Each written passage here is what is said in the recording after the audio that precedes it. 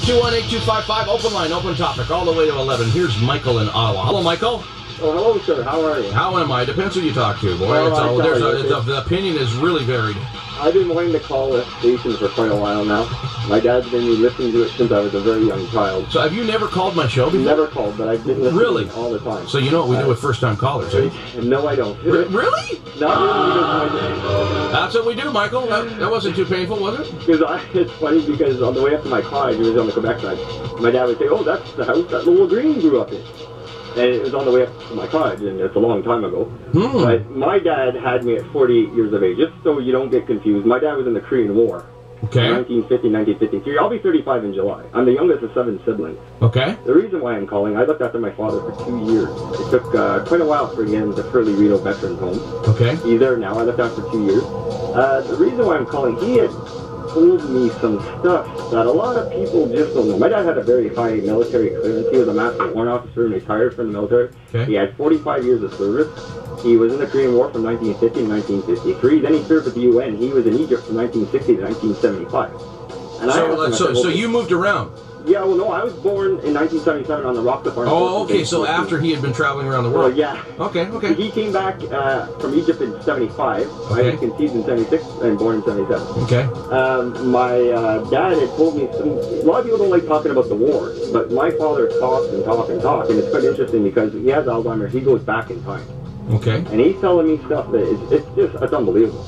Like I said, he had a 45-year service record. He also worked at Department of National Defense until I graduated from high school, which is in 1995. Okay. He stayed until he was 65. So he stayed for an extra 10 years at Department of National Defense. But the thing is, he had brought up a good point to me that I didn't know about, which he gave me a documentary that you cannot find anywhere on YouTube. You can't find it anywhere, but I have it. It's on VHS. It's about a BBC documentary about Osama bin Laden. After they flew those planes into the World Trade Center, instead of sending those soldiers to Afghanistan, no, they sent them to Iraq. Now, a lot of people think, oh, it's for the oil, the gas, whatever. Now, these people can believe what they want. The main thing is, Osama bin Laden came from Afghanistan.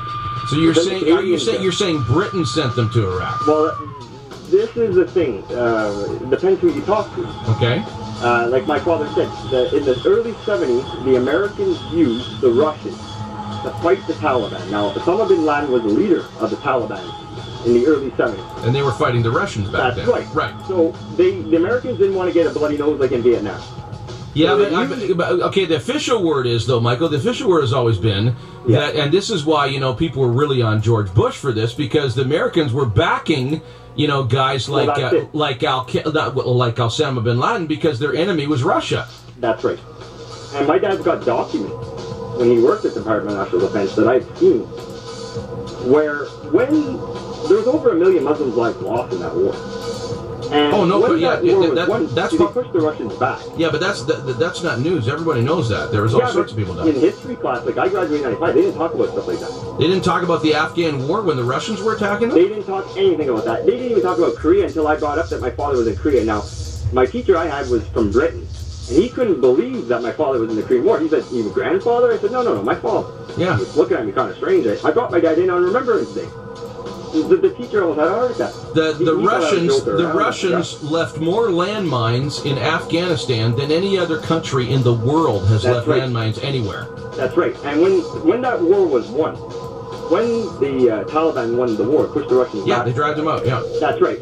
Instead of the Americans building up some type of government, helping them out, they just said, no, screw you, left them there. Yeah. Left them there with all those sophisticated weapons. The Stinger missile, well, here's a good example.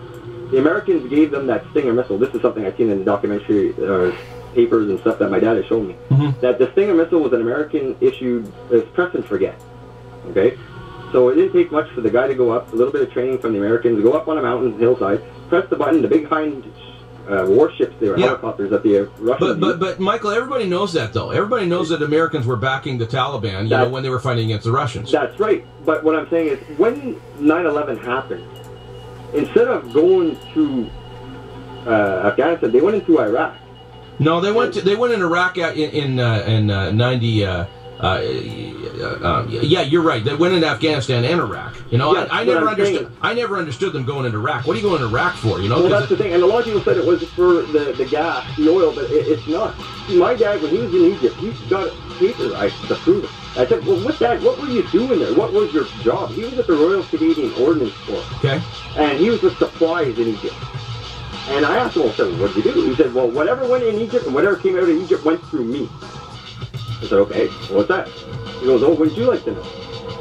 Well, yeah, I'd like to know. But well, Dad, I am your son. You know. Well, that's the thing. And the thing is, like, when I talked to my father, he spent 2 years in Alexandria, which today is ancient, whatever. Okay, what's your take, Michael, on why, you know, they went into Iraq after 9/11? I honestly believe it was for ancient technology. For what technology? Ancient technology. What do you mean ancient technology? Because the thing is that my dad has some papers. He has a friend that was in the Air Force who used to go up to his college a lot. And they used to go up every summer to take pictures in the Arctic. Okay. And my dad had some coordinates written down on some paper.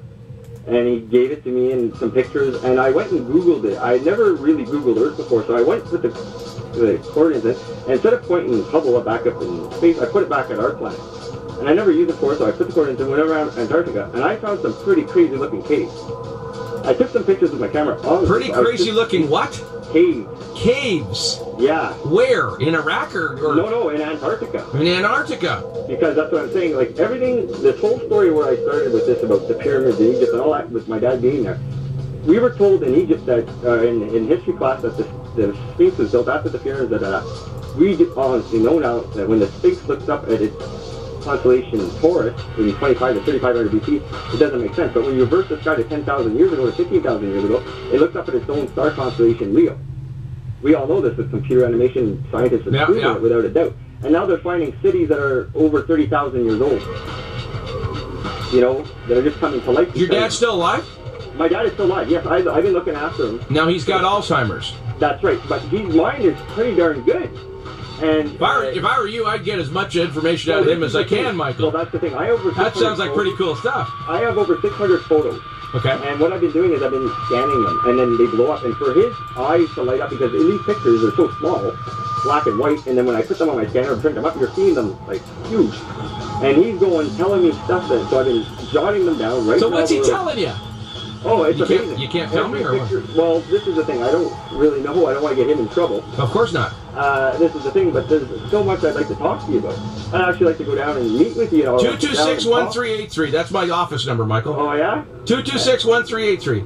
Awesome. Let's have some fun. Let's get together. I'll bring those pictures in, and you can actually see the originals. 226-1383. You got it written down? 226-1813. No. 226-1383. 1383. And if I'm not in, you leave a message. I'll get back to you. Because there's so much stuff I'd like to show you. I have pictures and documents. And I'm in, Michael. Like I'm in, buddy. Ottawa. So I'm gonna. George from Arkwright, you're listening? The guy's got some documentation here, okay? He's got some factual information. This is the stuff I've been begging from George, for years, okay? This is how you really get my attention. You've got some solid, documented stuff, you know? You know that Project Rainbow they talked about, Philadelphia experiment? Yes. Making a ship vanish? Yes. My dad was in charge of that part of that project. Oh, we're going to have a Timmy, boy. I'm telling you. I'm serious. It's going to be good. You give me a call. I actually have the copy of the Project book. You give me a call, buddy. I will. And I'm going to my girlfriend's looking for a pen right now. I'm trying to find one that works. Michael, I'm easy to find. JohnCounsell.com on the web. I got it right now. 226-1383. I will contact you. I'm the easiest guy in the world to find. Thank you so much, sir. Good talking to you, Michael. Have a good one. Oh, now everybody listening. Oh, man, yeah, bring that guy on. Yeah, we want to do it. Who needs Art Bell? Yeah, that'll be fun.